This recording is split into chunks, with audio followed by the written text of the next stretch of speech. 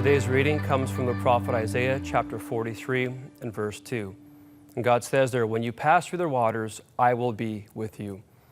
As you read through the Torah, one thing becomes perfectly clear, and it's this: the nation of Israel was not perfect.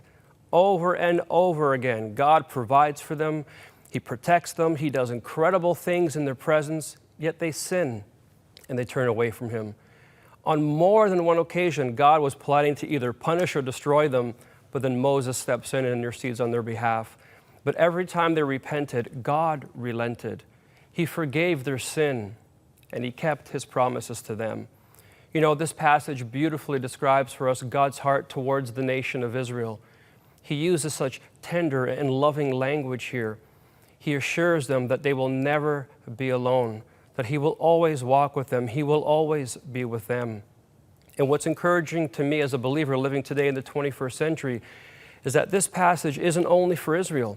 It applies to us today. You can have the confidence that God is there with you, that He will be with you through the good and the bad, even when we fall. And believe me, we're going to fall. But all we have to do is turn back to Him, and He'll be there waiting for us.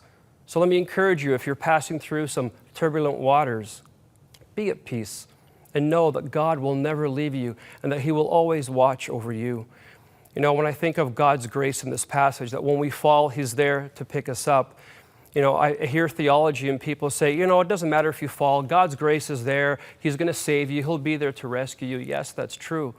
But I want you to think about it in this way. If you went to a show and there were acrobats there and they were preparing to walk the tightrope and all the lights were on, the music was dramatic and there was smoke rising everywhere, you know, and the little gems in their outfits are shining in the spotlight and everybody's ready for the show to start.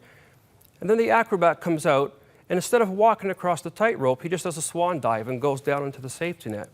Because maybe he says, I didn't feel like doing it right today. I know that the net's there, it's going to catch me.